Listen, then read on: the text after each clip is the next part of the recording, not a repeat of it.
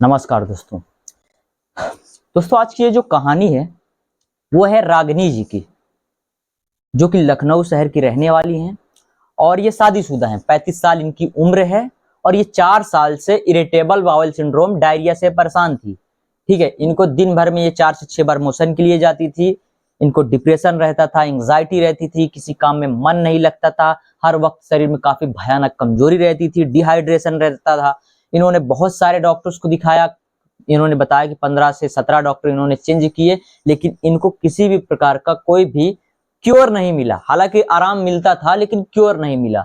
ये 4 महीने से इन्होंने मेरा ट्रीटमेंट लिया और 4 महीनों में इनकी प्रॉब्लम आज जड़ से खत्म हो गई। बिल्कुल मस्त हैं, काम वाम में भी मन लग रहा है और किसी भी प्रकार का कोई भी समस्या अब इनको नहीं है। बताती ये थी कि सर मैं शादीशुदा हूं और मैं ससुराल में रहती थी, काम करती थी, क्योंकि मुझे ससुराल में हूं तो मुझे सर काम करना पड़ता है। लेकिन उसमें सर बात ऐसी रहती थी कि जब कभी मैं ज्यादा बार मोशन के लिए चली जाती हूँ, क्योंकि कभी ऐसा हुआ कुछ मिल्की प्रोडक्ट ले लिया या फिर कुछ और ऐसी चीजें ले ली जो ठीक से नहीं पचा, तो कई बार मोशन के लिए जाती थी, तो शरीर बिल्कुल। हेलो।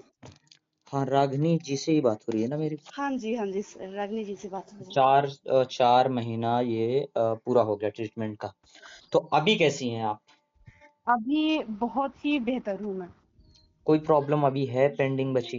नहीं सर, बिल्कुल बिल्कुल परफेक्ट हूँ मैं। तो आपका मैम, अगर मैं एक स्टोरी डालूं, जैसा आपने जब फर्स्ट टाइम मेरे पास 4 महीने पहले जैसा आप आई थी, किसी जी ना किसी की स्टोरी सुना होगा आपने मेरे चैनल पे, तो उसी तरीके से जैसा आप आज ठीक हो गई हो पूरी, तो मैं आपकी अगर स्टोरी डालूं रागनी जी, तो आपको कोई दिक्कत तो नहीं है ना? नहीं सर, मुझे तो खुशी होगी कि आप तो मेरी आप स्टोरी मुझे को। ये बताइए कि 4 साल से आपको प्रॉब्लम था आईबीएस डायरिया का। हाँ ठीक है। जी। तो कैसे क्या क्या प्रॉब्लम रहा करता था, उन सारी चीजों के बारे में थोड़ा बताइए मुझे। मुझे 4 साल पुराना जो आईबीएस डायरिया था ना, हम्म। उसमें बहुत ज़्यादा मुझे प्रॉब्लम होती थी। इतनी ज़्यादा प्रॉब्लम होती थी कि मैं काम वगैरह नहीं कर पाती थी। हम्म। ससुराल में सब मुझे कामचोर वगैरह भी बोलने लग गए थे कि कामचोर है, काम नहीं करना चाह रही है। मैरिड हो ना आप? जी सर। मैरिड हो ना, मतलब हाँ शादीशुदा जी हो? हाँ जी, मैरिड हूँ। ठीक है। तो मतलब कहाँ ये चीज़ ससुराल में आपको ये चीज़ बोला जाता था कि जी। कामचोर है, काम नहीं करती है, ऐसा कुछ? जी मतलब सर। काम से बचना चाहती है, ठीक है। मुझे ये बताइए फिर, ये प्रॉब्लम कैसे स्टार्ट हुई थी? क्या-क्या सिम्पटम थे? सारा डिटेल में मुझे अब बताइए मुझे। सर मुझे इस तरह से प्रॉब्लम थी ना कि दिन में 4 से 6 दफ़ा तो मुझे टॉयलेट जाना पड़ता था और अच्छा। कोई तो साफ भी नहीं होता था। पतली लैट्रिन होना, हुँ, डिप्रेशन, एंजाइटी इस तरीके से बनी रहना। हुँ, हर टाइम दिमाग जो है पेट पे लगा रहना होता था। हुँ, नींद भी नहीं आती थी मुझे और जो हुँ, मेरा वेट था वो भी जो है लॉस होते चला जा रहा था सर। हुँ। बहुत ही कम हो रहा था, मतलब 12 किलो कम हुआ था मेरा वेट। अच्छा, मतलब 12 किलो आपका वेट कम हुआ था। जी। और हुँ। किसी भी काम में मेरा मन लगता ही नहीं था। कई हुँ। डॉक्टर को मैंने दिखाया था। तो क्या करती थी आप सारा दिन? जी। सारा दिन क्या करती थी? जैसे काम में मन नहीं लगता था आपको, तो क्या करती थी सारा दिन? लेटी रहती थी, सुस्ती रहती थी। हुँ, तो कब दिल करता भी नहीं था, उठने तक का दिल नहीं करता था मेरा। हुँ। तो तो मैंने कहाँ-कहाँ इन 4 सालों में दिखाया आपने? सर मैंने गैस्ट्रोएंटरोलॉजिस्ट को दिखाया था, हुँ। साइकोलॉजिस्ट जो डॉक्टर होते हैं उनको भी दिखाया था, दिमाग वाले। होम्योपैथिक, हुँ। आयुर्वेदिक, मतलब बहुत सारे डॉक्टर को मैंने दिखा लिया था। कितने डॉक्टर वगैरह मतलब आपने चेंज किए थे? 12 से 15 डॉक्टर तो फिर भी। हुँ, जी। और उसके बाद भी कोई रिलीफ नहीं था सर। हुँ।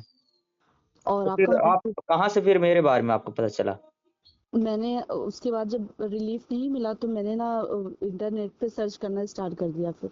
हुँ, तो उस पे मैंने ना आपका चैनल देखा, उस पे गई मैं तो कई लोगों की स्टोरी डली हुई थी। हुँ। मुझे तो मतलब पहले जितने लोग लगा ठीक कि हुए थे। हाँ, मुझे तो पहले लगा कि सबका प्रॉब्लम अलग अलग होता है, लेकिन हुँ, आपकी स्टोरी जब मैंने पूरी देखी, कई लोग आके पॉजिटिव बताए थे।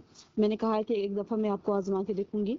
तो हुँ, फिर बाद में मैंने आपको जो है आपसे बात की और फिर मैंने जो है ट्रीटमेंट लिया। तो हुँ, अभी मैं परफेक्ट हूँ। हुँ। मतलब क्या बहुत ज़्यादा आपको, एक तो दिन भर में आप 4 से 6 बार मोशन के लिए जाती थी, पेट खुल के साफ नहीं होता था, मोशन बिल्कुल पतला आता था और जी गैस, जी बिल्कुल। एसिडिटी, ब्लोटिंग ये सारे सिम्पटम रहते थे, साथ में एंग्ज़ायटी और डिप्रेशन वगैरह भी। हाँ। हुँ, हाँ जी। हुँ। तो उसके बाद ये फर्स्ट मंथ का जब आपने ट्रीटमेंट लिया, तो फर्स्ट मंथ में आपको कैसा क्या रिलीफ आया? सर जब फर्स्ट मंथ मैंने जब आपसे ट्रीटमेंट लिया तो 20 से 25% रिलीफ मिला था मुझे। अच्छा, और पहले ही महीने? हाँ, और सेकेंड मंथ में 45 से 50 तक रिलीफ मिला मुझे। तो अच्छा, इस मतलब तरीके दूसरे से महीने मुझे। में आपको 45-50% तक रिलीफ लगा। अच्छा, हाँ। जब पहले महीने में आपको मतलब इतना रिलीफ लग गया, तो फिर हाँ कॉन्फिडेंस हो गया होगा कि ये 4 सालों में मैंने इतनी दवाइयाँ खाई, इतनी-इतनी जगह पे मैं गई दिखाने, कहीं से ठीक जी। नहीं हुआ, तो अब तो मतलब कि ठीक ही हो जाऊँगी, क्योंकि जब पहले ही महीने आपको इतना रिलीफ लग गया, तब तो बिल्कुल बेसिक चीज़ें हैं कि चलो अब तो हो ही जाना है ठीक। हाँ सर, बिल्कुल ऐसा ही था। मतलब पूरा फिर जब मैं फर्स्ट मंथ में आपको रियलिटी बताऊं, फर्स्ट मंथ में मुझे जब 20 से 25% रिलीफ मिला ना, तो आपके लिए ना उम्मीद मेरी ज्यादा बढ़ गई थी कि बस मैं ठीक हो जाऊंगी, वरना मैं वही रोती। चीज़ बोल रहा हूँ मैं। हाँ। हुँ। चलिए, ठीक है मैडम। तो फिर 4 महीने मतलब पूरे हो गए आज। हाँ आज से जी। 5वाँ महीना वैसे ट्रीटमेंट स्टार्ट होना है आपका, ठीक है? जी तो जी। क्योंकि आप पूरा ठीक हो गई हो, तो मैं आपसे बस यही बोलूँगा कि 1-2 महीने का लास्ट सेशन जो है ना, उसको जी। ले ही लो, उसको बंद बिल्कुल मत करो, क्योंकि आप चाहो तो बंद भी कर सकते हो, कोई प्रॉब्लम है नहीं। लेकिन मैं मरीज़ों से बोल देता हूँ कि जब आपने लाखों रुपए बर्बाद किए और हम्म। कहीं से आप ठीक नहीं हुए, तो आप जब कहीं पे अगर ठीक हो गए हो पूरा, तो थोड़े दिन और उसको ट्रीटमेंट लेके ही छोड़ना इसके लिए सही होता है। अगर आप ले लोगे इन केस अगर थोड़ी बहुत प्रॉब्लम कहीं न कहीं बची भी होगी, तो वो भी ठीक हो जाएगी। बहरहाल आपने जैसा बताया, कोई प्रॉब्लम है अभी आपको? कोई है कि नहीं थोड़ी बहुत भी या कुछ भी अब नहीं है? नहीं नहीं सर, कुछ भी नहीं है। मतलब इतने समय में एकदम ठीक हो नॉर्मल हो गई। गई आप। हाँ जी, बिल्कुल। अभी आपने बोला जो 10-12 किलो वेट आपका कम हुआ था, तो अभी कुछ 2, 4, 5 किलो बढ़ा कि नहीं हाँ 4-5 महीनों में? जी जी, 5 किलो मैंने गेन किया है। 5 किलो गेन कर लिया है? जी। हुँ। तो फिर मतलब क्या रहता था ससुराल में, क्योंकि अगर मान लीजिए शादीशुदा नहीं होती आप, तो घर पे अगर रहती, तो घर पे क्या सीन है कि घर पे माँ-बाप होते हैं, बहन-भाई होते हैं, हाँ, तो उनको तो वो तकलीफ नहीं बोलते हैं होती इस वो बात से कि बीमार है तो वो लोग पूरा केयर करते हैं। तो ससुराल में आप हाँ। थी, क्योंकि मेरे पास बहुत सारी ऐसी महिलाएँ आती हैं, जो कि ये बात बोलती रहती हैं कि सर, क्योंकि मैं ससुराल में रहती हूँ, अभी है नहीं वहाँ पे कोई करने-धरने वाला, और क्योंकि डॉक्टर भी बताता है कि इनको कोई प्रॉब्लम नहीं है, सारी रिपोर्टें नॉर्मल रहती है, किसी में कोई भी चीज़ें डायग्नोज़ होती नहीं है, सब कुछ ओवरऑल डॉक्टर के अकॉर्डिंग सारा कुछ नॉर्मल आता है। तो ससुराल वाले जो सास-ससुर या फिर आपके देवर या फिर आपके ननद वग़ैरह जो भी होते हैं ससुराल में, उनका कहना ये होता है कि इनको कोई बीमारी है नहीं, ये बेवकूफ़ बना रही हैं, ये काम नहीं करना चाहती, ठीक है? आराम करना चाहती, इनका काम करने का दिल नहीं करता। तो दुनिया भर के लोग मेरे पास आती हैं, बहुत सारी महिलाएँ ऐसे आती हैं, जो कि मुझे बताती रहती हैं। तो आपका क्या सीन था? ये चीज़ थोड़ा मुझे वहाँ के बारे में बताएँ। देखिए सर, मैं आपको बता दूं, ससुराल में तो मैंने बताया कि किस तरीके से मतलब बीमारी में भी मुझसे ट्रीट किया जाता था। हाँ, अगर हाँ। मैं मौके में रहती तो माँ बाप केयर भी करते और समझते भी मेरे प्रॉब्लम को, और कम से कम वो मुझे तंज नहीं करते तो जो आप नहीं गई थी क्या अपने घर पे? नहीं नहीं सर, मैं नहीं गई थी, मेरा घर बहुत दूर है ना। अच्छा, तो फिर जी। क्या और क्या मतलब सीन रहता था फिर ससुराल में? तो ससुराल में जब मैं काम नहीं करती थी तो नंद सास होती थी, वो आपस में बोलती थी, टोंट करती थी कि काम नहीं करती, और पड़ोस में जो बहू हैं वो बहुत ज्यादा काम करती हैं। मतलब दूसरे से और कंपेयर। हाँ, आम मतलब बात है कंपेयर ये करने बिल्कुल। लग जाती थी वो। हुँ, जी। हुँ। तो वो मेरे हस्बैंड से शिकायत भी करती थी कि दिन भर लेटी रहती है, काम नहीं करती, ये वो ऐसा। हुँ। तो ये सारी चीजें ना तो मतलब अच्छा, अब जैसे आपको पहले या दूसरे महीने में ही आप 50% तक ठीक हो गई थी, तो फिर दूसरे महीने के बाद क्या रवैया रहा? काम-वाम में मन लगने लगा होगा, सब कुछ करने भी लगी होगी आप? जी जी जी सर, मैं ना मैं जो क्योंकि मेरा। मल्टीपल टाइम मोशन के बाद तो आदमी का वैसे भी शरीर सुस्त हो जाता है बिल्कुल। डिहाइड्रेशन भयानक रहती है आईबीएस के डायरिया वाले मरीजों में। तो आपका दूसरे महीने में जब ये प्रॉब्लम कम हुआ था, तो दूसरे महीने से ही, क्योंकि जैसा आपने बताया 4 से 6 बार आप जाती थी दिन भर में। तो दूसरे महीने तक तो 2 से 3 बार पे शिफ्ट हो गई होगी आप। जी तो जी। बॉडी में एनर्जी रहने लगी होगी ज़्यादा पहले के कंपेयर पे, ठीक हाँ है? जी। स्ट्रेस एंग्ज़ायटी भी कम हो गई होगी, क्योंकि कमज़ोरी आपकी कम हुई, तो ओवरऑल उस क्योंकि आईबीएस की प्रॉब्लम है, तो जैसे-जैसे आईबीएस ठीक होता जाता है, न्यूट्रिशंस की कमी शरीर में कम मतलब पूरी होती जाती है, तो बॉडी बिल्कुल खुला-खुला लगने लग जाता है कि बीमारी से हम छुटकारा पा रहे हैं, तो इस तरीके का। तो फिर क्या रहता था रवैया, कैसे करते थे आप फिर, आपके वहाँ पे क्या सीन था? फिर जब मैं काम करने लग जाती थी तो सब नॉर्मल हो जाता था, मतलब कि हाँ, ना सास बोलती थी ना ना इनसे। मैं जब बीमार होती थी, जब सास है इनसे मतलब मेरी बुराई करती थी, हाँ।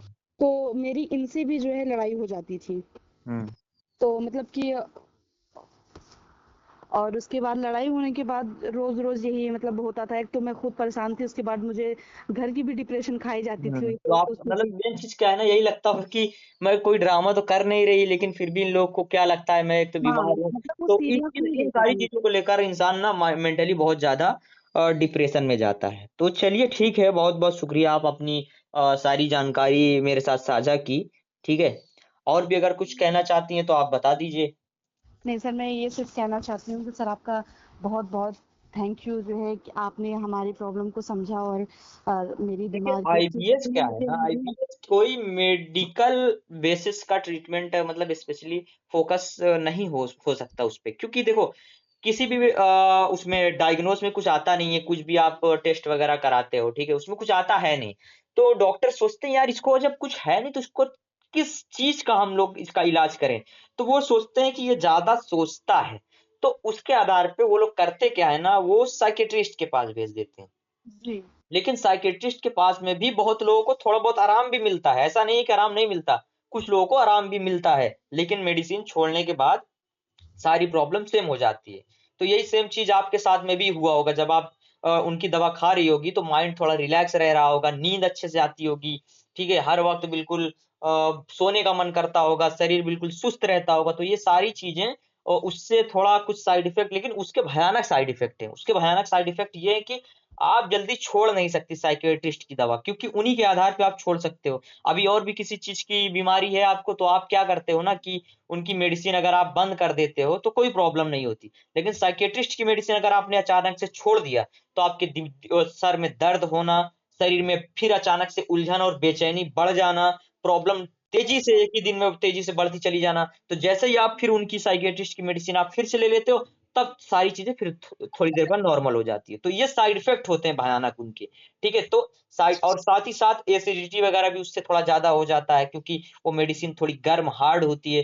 तो मतलब तरह-तरह की चीज़ें लोग अपने-अपने हिसाब से फेस करते हैं, ठीक है? हर इंसान का हर चीज़ के बारे में कहना थोड़ा अलग है, आईबीएस के बारे में भी हर इंसान का मानना अलग है।